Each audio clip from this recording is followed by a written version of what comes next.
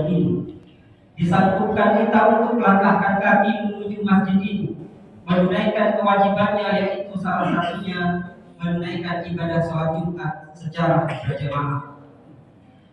Salawat bagi sanjung tentunya tak lupa kita haturkan kepada keharibaan Nabi besar Muhammad Shallallahu Alaihi Wasallam yang dengan tekad yang luar biasa, bersimbah darah, pengorbanan besar, berpeluh keringat, menyebarkan agama yang diamanatkan kepadanya, yaitu sebagai agama rahmatan lil alamin, yaitu agama Islam yang telah kita anut secara bersama ini. Tidak lupa kiranya dari mimbar dan suci ini, khatib mengajak kepada hadirin, terlebih berpesan penuh kepada diri khatib secara pribadi untuk senantiasa meningkatkan kualitas ketakwaan kita kepada Allah Subhanahu wa Ta'ala, yaitu dengan merenungi kebesaran-kebesarannya, baik dengan kebesaran penciptaan alam semesta dan bumi dan isinya, baik yang sekecil sekalipun, yaitu penciptaan tubuh manusia. Maha besar Allah yang telah menciptakan tubuh manusia dengan segala keajaiban mekanismenya. Jika kita hendak makan, diberi tanda lapar. Jika kita hendak tidur, diberi tanda ngantuk. Jika kita hendak pakai besar, diberi tanda sakit perut. Mekanisme secanggih ini tidaklah berasal dari tangan manusia sepintar apapun. Hadirin yang berbahagia, adapun tema khutbah pada Jumat hari ini mengangkat tema ialah tentang amal jariah. Hadirin, dalam salah satu hadis yang diriwayatkan oleh Abu Hurairah radhiyallahu anhu, Rasulullah sallallahu alaihi wasallam bersabda, "Idza mata ibnu Adam, inqata 'amaluhu illa min thalathin. Awalan shadaqatin jariyah, aw 'ilmin yuntafa'u bihi, aw waladin shalih yad'u lahu." Yang artinya, saat ketika seorang manusia telah meninggal dunia, maka terputuslah amalnya kecuali 3 perkara. Yang pertama, sedekah jariyah. Yang kedua, ilmu yang bermanfaat. Dan yang ketiga, anak yang soleh yang senantiasa mendoakan dirinya. Hadis di atas menjelaskan bahwa ketika seseorang telah meninggal dunia, maka semua amalnya terputus. Artinya ia tidak bisa lagi memperoleh pahalanya yang ia usahakan sendiri karena terhalang oleh kematiannya itu sendiri. Oleh sebab sebagian orang, hadis ini dipahami sebagai larangan untuk melakukan suatu amal untuk menambah pahala bagi seseorang yang telah meninggal dunia. Padahal hadis ini sebenarnya tidak bermaksud seperti itu, tetapi lebih untuk memberi peringatan atau dorongan kepada kita semua yang masih hidup agar dapat memanfaatkan waktu hidup ini dengan sebaik mungkin untuk beribadah kepada Allah Subhanahu wa Ta'ala, karena hidup ini hanya sekali dan tak akan pernah terulang kembali. Hadirin yang berbahagia, hadis ini memiliki kaitan dengan hadis Nabi yang lainnya yang diriwayatkan oleh Ibnu Abbas, "Iltanim hayataka qabla mautika." Rebutlah masa hidupmu sebelum datangnya masa kematian. Merebut masa hidupmu ialah dengan mengerjakan apa yang diperintahkan oleh Allah Subhanahu wa Ta'ala, yaitu salah satunya dengan sedekah. Sedekah dalam konsep Islam sungguh sederhana. Jika tidak bisa dengan harta, beri dengan senyuman. Jika tidak bisa dengan senyuman, singkirkan duri di pinggir jalan. Itulah konsep paling sederhana dalam Islam yang kemudian memampukan umatnya untuk mengamalkan itu semua. Hadis ini juga menekankan agar kita selalu dapat memanfaatkan hidup ini dengan sebaik-baiknya untuk melakukan amal kebaikan sebanyak-banyaknya sebelum ajal tiba menjemput kita. Sebagaimana telah dijelaskan dalam hadis di atas bahwa ada 3 amal yang pahalanya akan terus mengalir meskipun kita sudah tidak lagi bernyawa. Yang pertama adalah sedekah jariyah. Suatu amal yang disebut sedekah jariyah, pahalanya akan terus mengalir meskipun pelakunya sudah meninggal di dunia ini. Ini bisa terjadi jika kemanfaatan atau dampak positif dari amal itu sendiri terus berlangsung hingga saat-saat berikutnya setelah beramal meninggal dunia. Sebagai contoh adalah di masa hidupnya telah menyumbangkan sebuah bangunan sebagai wakaf untuk kepentingan umum seperti masjid, musola, sekolah, pesantren ataupun bahkan rumah sakit.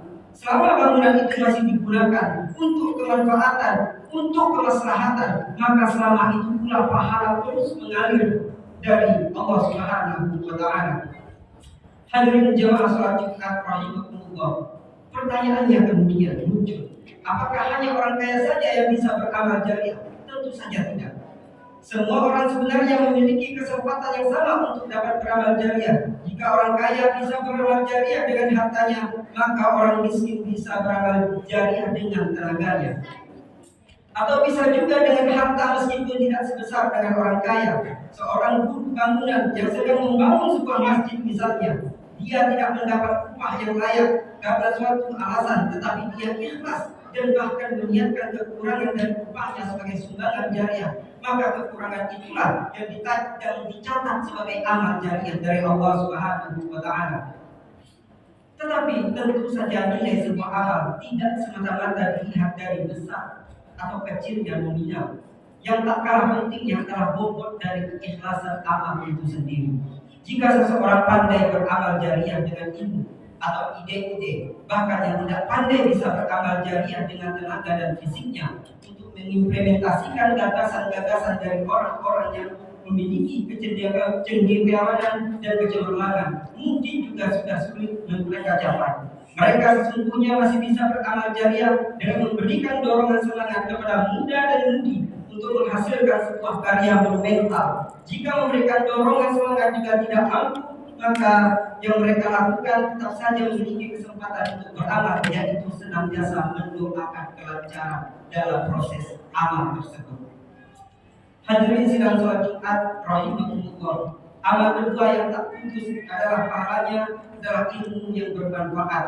Apa sebenarnya ilmu yang bermanfaat? Yaitu ilmu yang diamalkan, tetapi intinya adalah ilmu yang bisa memberikan manfaat baik di dunia maupun di akhirat. Tentu saja ilmu seperti ini tak lain adalah ilmu agama.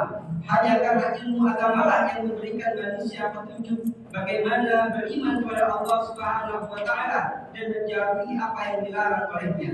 Oleh karena itu, di setiap orang wajib hukumnya belajar ilmu agama. Dengan kata lain, belajar agama hukumnya fardu ain. Di luar itu hukumnya fardu kifayah, yang tentu saja juga mendapatkan pahala untuk mempelajarinya.